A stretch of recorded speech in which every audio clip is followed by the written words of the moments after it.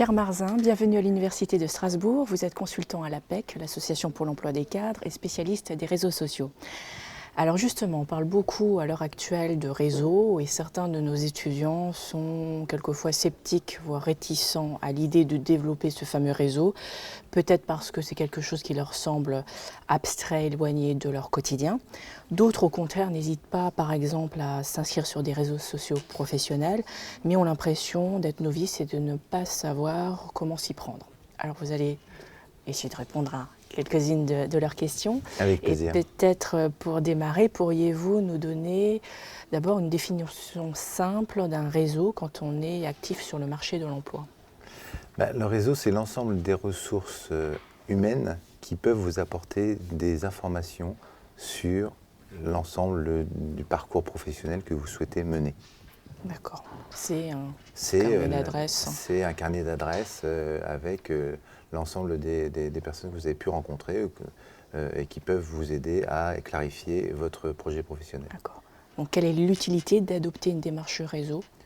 L'utilité, c'est d'aller auprès de pairs ou de futurs pairs qui sont au cœur des activités qui vous intéressent et qui peuvent vous apporter des informations de première main, aussi bien sur les moyens d'accéder à vos objectifs professionnels que au chemin de traverse et de vous apporter de l'information de première main. D'accord, c'est-à-dire des informations sur les métiers, Les les informations entreprises. sur les métiers, les informations sur les méthodes, les informations sur les secteurs, sur les fonctions, sur les formations, l'ensemble de ces informations nécessaires à construire son projet professionnel. Vous le disiez hors caméra, c'est aussi un moyen de se faire plaisir. C'est clairement un moyen de se faire plaisir dans la mesure où c'est un moyen d'être actif, c'est d'aller au contact direct. J'oppose souvent la réponse à l'offre d'emploi qui est passive, qui est certes utile, mais au réseau où c'est vraiment, vous prenez votre bâton de pèlerin et vous allez au contact des personnes qui vous ont été conseillées et ça vous permet de valider votre discours, ça vous permet d'enrichir votre connaissance et ça vous permet de découvrir des champs que vous n'auriez pas découverts autrement. Comment fait-on pour l'initier et quels sont les différents moyens de développer son réseau quand on a l'impression de ne connaître personne? Du moins, c'est ce que nous disent certains. Alors, la première chose extrêmement basique, c'est de se prendre une feuille de papier et un petit moment pour lister les personnes qu'il y a autour de soi, leurs fonctions et les informations qu'elles peuvent vous apporter. Déjà, quand vous aurez fait ça, vous allez rapidement vous rendre compte que ce n'est pas 10 ou 20 personnes que vous connaissez, mais beaucoup plus, et qui sont toutes des sources d'informations. Ça peut être des proches, des ça copains. peut être vos proches, ça peut être vos amis, ça peut être vos maîtres de stage, ça peut être vos parents et les relations de vos parents. Enfin, c'est l'ensemble du tissu social qui est le vôtre. Vous disiez qu'il fallait être didactique dans cette démarche. Oui, parce que bien souvent, les gens sont tout prêts à vous aider, sauf qu'ils ne savent pas très bien comment le faire. Donc, si vous leur expliquez en quoi ils peuvent vous être utiles, vous leur rendez service. Donc, j'ai pour habitude de dire, aidez votre réseau à vous aider. Quelles sont les règles à respecter ou les erreurs à éviter dans cette démarche?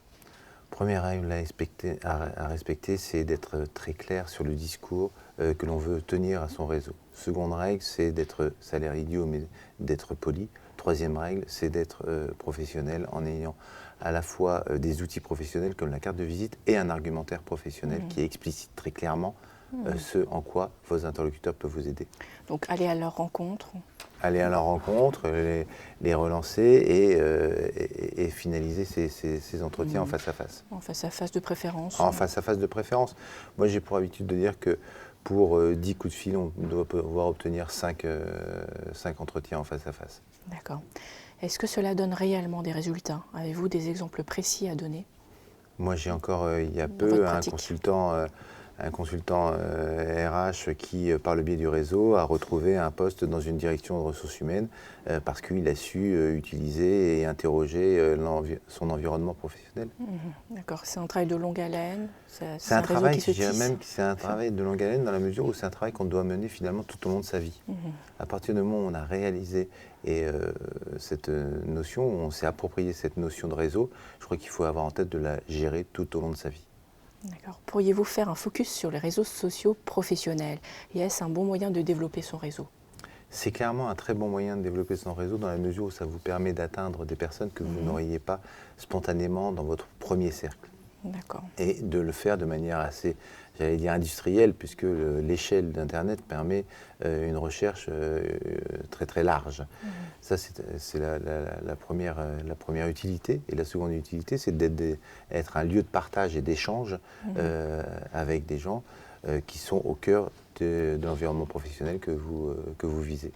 C'est-à-dire échanger sur des groupes de discussion, par exemple? Oui, par exemple, échanger de groupes de discussion, réagir à des publications d'articles, apporter soi-même son point de vue ou attirer l'attention sur un article que l'on a pu lire, être dans un échange d'informations Pour se professionnelles. faire connaître. Quoi, pour se faire finalement. connaître, se faire identifier. Oui.